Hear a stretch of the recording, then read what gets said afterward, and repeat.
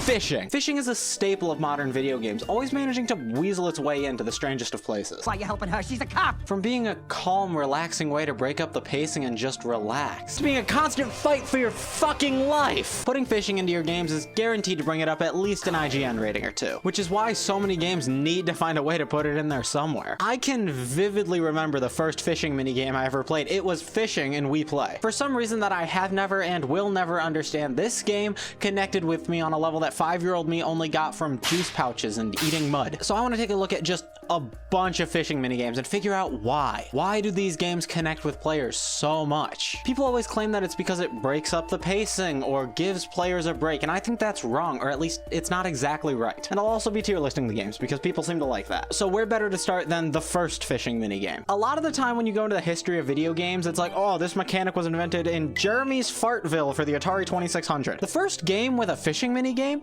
was Link's Awakening. Okay, technically the first fishing minigame was in a game called Sea Route to India for the Commodore 64, so my original statement still stands, it's still weird. If you know Link's Awakening, then you know it's the perfect game to invent the pointless fishing minigame. For being the first to ever do it, the game is pretty bare bones. While it is relatively challenging and engaging, it only gives you one heart piece and there's no point to playing after that. C tier. So the minigame itself is nothing special, but it did set a precedent for future Zelda games and video games as a whole. Then let's zoom out. If the first game with fishing doesn't have the secrets, then let's look at the most popular game with fishing, which is of course Minecraft. Minecraft fishing is infinitely simpler than Link's Awakening, but infinitely more rewarding. Being 1, an easy source of food, and 2, offering a chance to get items like saddles and enchantment books, it's basically gambling. You know those videos of old people at slot machines just pissing their retirement savings away because fuck it, they got nothing left to lose, the IRS stole half their money anyways? That's you now, just sitting there waiting for a tug on the line, hoping for something useful. Book!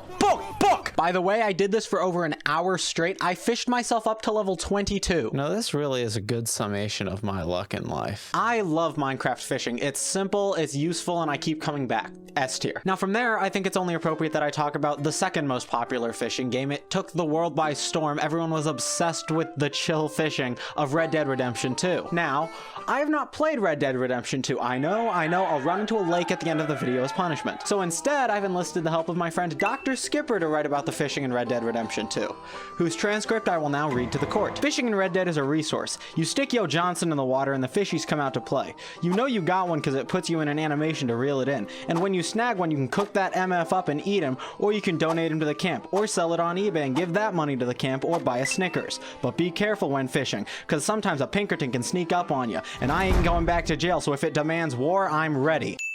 Yeehaw, brother. I haven't played Red Dead, but I can hate the US government. Why am I taking an ANCAP stance in this video? A tier. Okay, but the third most popular fishing game is Terraria. We'll get into that later. Let's talk Animal Crossing. Animal Crossing took the world by storm in 2020 in a way that I will never understand because I don't get life sims. One of the reasons that Animal Crossing was so huge was because of a little owl named Blathers. The wide variety of things to collect and catalog gave players a reason to come back over and over again. And one of those things was fishing. Fishing in Animal Crossing is super simple. Like Minecraft, it can be done with 2 clicks. The reason fishing in Animal Crossing is so engaging is because it's interesting. Different fish appear at different times of day, of year, on special events, so if you want to catch all the fish, which a surprising amount of white girls do, then you need to come back again and again. Plus, they all have funny little puns. I caught a red snapper. Looks pretty dapper. I caught an oarfish. Hope I catch more fish. I caught a horse mackerel. Of course, Earl. Ha ha ha. Damn it. They're too witty. S tier. I'm just gonna quick speedrun a couple of other Nintendo projects that have small fishing parts. Mario Odyssey, you only do it, I think, twice, it's pretty easy, and you only get a power moon out of it. C tier. Paper Mario and the Origami King, basically the same as Mario Odyssey, except slightly worse and with an amazing art style. D tier. Kirby and the Forgotten Land, an absolutely adorable QTE fishing game where you're trying to build up a streak to catch this big boy, but it's not very deep. B tier. We Play, incredibly fun, perfectly used motion controls, I'm completely biased. S tier. Pokemon, it's literally just another Pokemon battle. F tier. So when these big name games go out of their way to include fishing, it makes sense that smaller studios had their eye on it. Stardew Valley is a spiritual successor to games like Harvest Moon, so of course, fishing. Which again, I don't understand this. I don't get these games. I worked on a farm. I cleared fields. I took care of animals. It's not that fun. However, The fishing in Stardew, it's pretty good. It's a fun system that can earn you money, especially early on. There's a nice element of randomness to it, plus it's incredibly complex with seasonal fish like Animal Crossing. A tier. Terraria is another indie game where fishing is largely optional, but can offer huge rewards, items, and even a boss fight if you put in enough effort. A tier. Cult of the Lamb also has a small one, but it's not super useful or necessary beyond a specific quest. D tier. Fortnite decided to add fishing, which I'm not even gonna begin to get into. C tier. But the strangest game to have this mechanic is, without a doubt,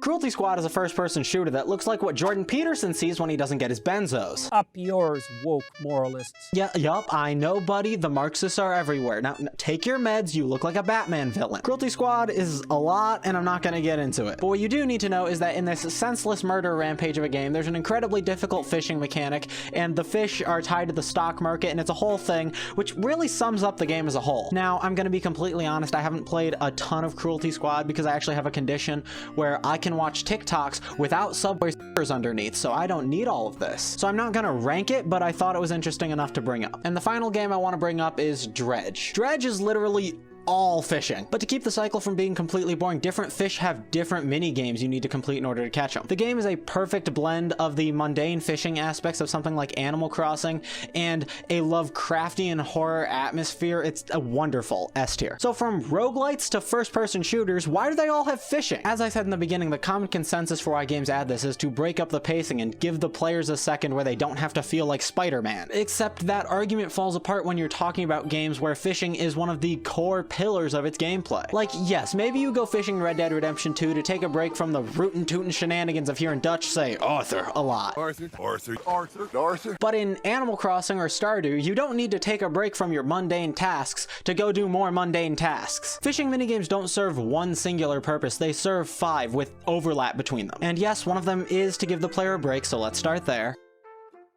Remember that joke I made earlier about TikToks with Subway Surfers underneath? Yeah, this is the mechanic for those people. Most people don't like constant tension at all times, and eventually they just get bored of it. And so fishing is inserted to give players something to do other than crank 90s at all times. This is the case for games that build fishing in as an essential mechanic. Your Animal Crossings, your Stardews, etc. As I said earlier, every human is a hopeless degenerate who yearns for the slots. I should know, I own one. When you have an extremely predictable game, it's helpful to add some level of randomness to it. And most games now decide, fuck it, let's just do real gambling. This CSGO skin is worth more than a car, get cracking. While others say, stop, I fish.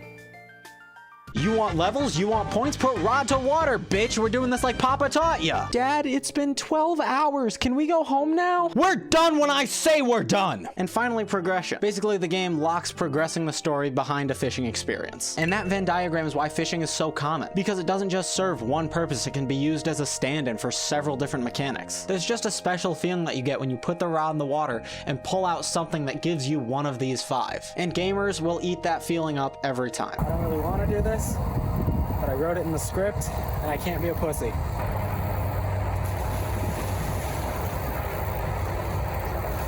Thank you for watching. If you did enjoy, please consider subscribing. I do this weekly, and click here to watch a video where I talk about food and video games.